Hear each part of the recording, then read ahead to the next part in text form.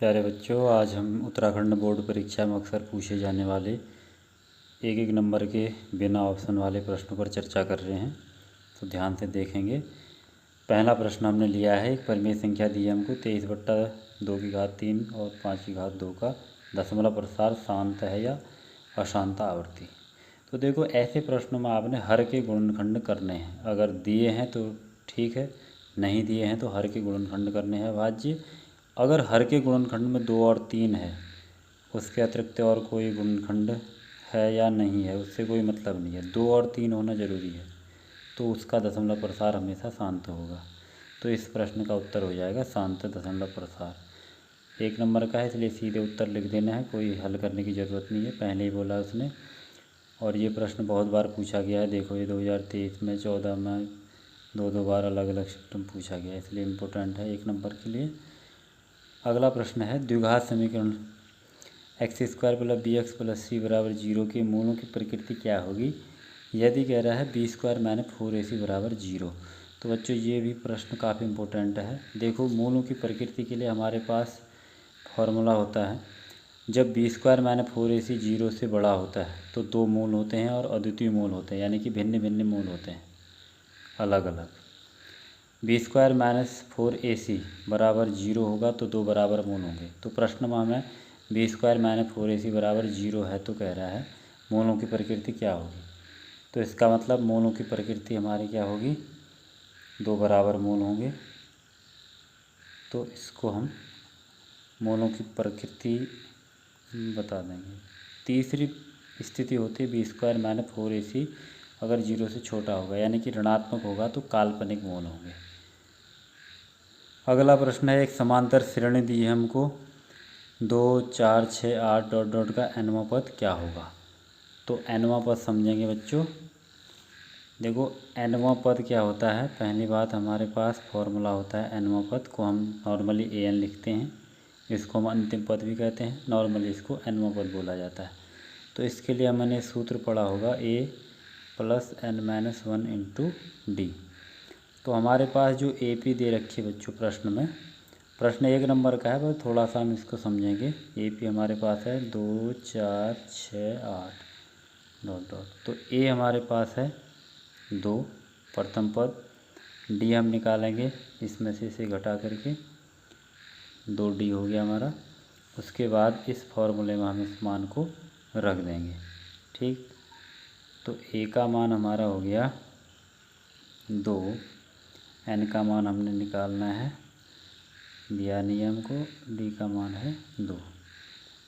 2 का अंदर गुणा कर देंगे, 2n - 1 से होगा, 2 × 2।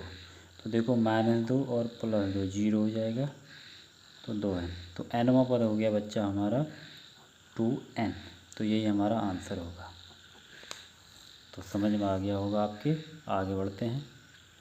अगला प्रश्न है बच्चों, बिंदु 3, 4 की x अक्ष से दूरी क्या होगी। तो देखो, यहाँ पर x अक्ष से दूरी को समझते हैं हम। x अक्ष से दूरी कैसे निकालते हैं, देखो बहुत ही सरल है। निर्देशांक हमें दे रखे हैं बच्चों 3, 4। अब हमने पढ़ा है बच्चों, ये जो पहला होता है इसको हम x मानते हैं और दूसरा हमारा होता है y निर्देशांक। जब हमसे x अक्ष से दूरी कहेगा तो हमारा y निर्देशांक होगा, अगर हमें y अक्ष से दूरी कहेगा तो हमारा x निर्देशांक होगा। तो इसका मतलब x अक्ष से दूरी हमारी 4 हो जाएगी, क्योंकि हमने x अक्ष से दूरी के लिए y निर्देशांक लेना है और y अक्ष की दूरी के लिए x निर्देशांक लेना है। तो इसका मतलब इसका उत्तर हो गया 4। तो ये भी आपके समझ में आ गया होगा।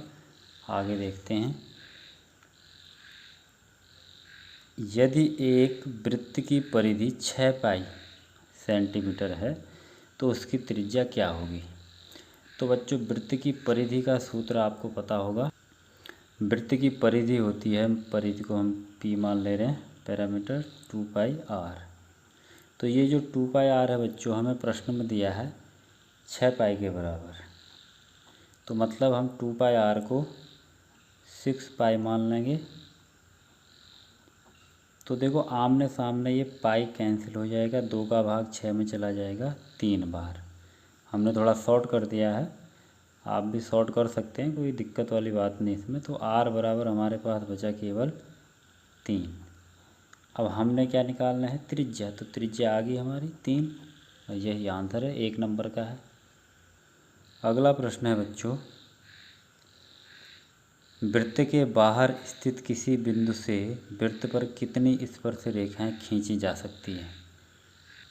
देखो बच्चों क्या है स्थिति इसमें, वृत्त के बाहर कोई बिंदु स्थित है, माना ये वृत्त है हमारा, इसके बाहर कोई बिंदु स्थित है, तो यहाँ से केवल 2 स्पर्श रेखाएं खींची जा सकती हैं इस प्रकार से।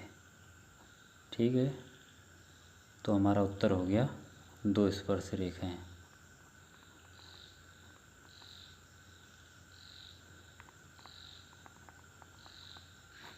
तो यही हमारा उत्तर होगा। ऐसे करके हम चित्र भी दिखा सकते हैं। और ये भी ध्यान रखना है कि ये स्पर्श रेखाओं की जो दूरी होगी दोनों बराबर होगी। ठीक है, अगला प्रश्न है बच्चों, आंकड़े दिए हमको कुछ, इनका माध्य क्या होगा बता रहा है। देखो बच्चों ये बहुत ही सरल प्रश्न है। 1 2 3 4 5 6 आंकड़े हैं। सीधे आप माध्य, जैसे हम औसत निकालते थे इस प्रकार से, माध्य बराबर इन सबको जोड़ देंगे, 4 धन 6 धन 3 धन 8 धन 7 धन 2 बट्टा ये कितने हैं, 1 2 3 4 5 6, 6 का भाग दे देंगे, जोड़ देंगे, 6 4 10, 10 8 18 2 20 और 10 30, 30 बट्टा 6। तो 6 का भाग 30 में चला जाएगा 5 बार, 5 6 30, तो 5 उत्तर हो जाएगा बच्चे इसका। तो इस प्रश्न में हमने कोई अलग मेथड नहीं लगाना है, सिंपल मेथड यूज करना है। अगला प्रश्न है बच्चों, x² प्लस x माइनस 6 बराबर 0 के मूल ज्ञात कीजिए। तो देखो मूल ज्ञात हमने अभी भी किए थे, इससे पहले भी। तो सबसे पहले हम इसको गुणनखंड विधि से हल कर लेंगे।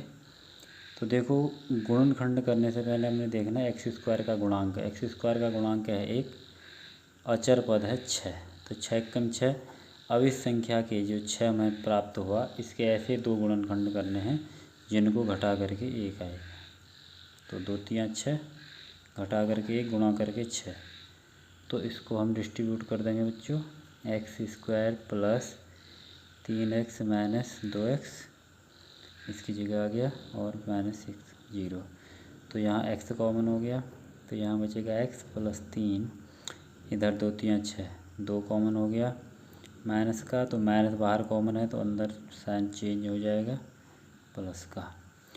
तो ये x प्लस 3 फिर से कॉमन हो गया, तो x प्लस 3 अलग हो गया, x माइनस 2 ये बच गया इधर।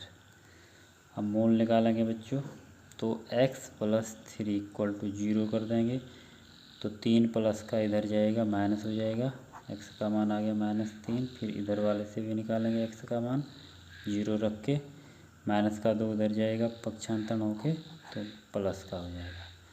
तो हमारे मूल हो जाएंगे बच्चों यही जो हमें प्राप्त हुए हैं, -3, 2।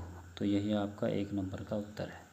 तो आज के लिए इतना पर्याप्त है बच्चों। ऐसे ही हम आगे बोर्ड परीक्षा में पूछे जाने वाले इम्पोर्टेंट प्रश्नों पर चर्चा करते रहेंगे। धन्यवाद।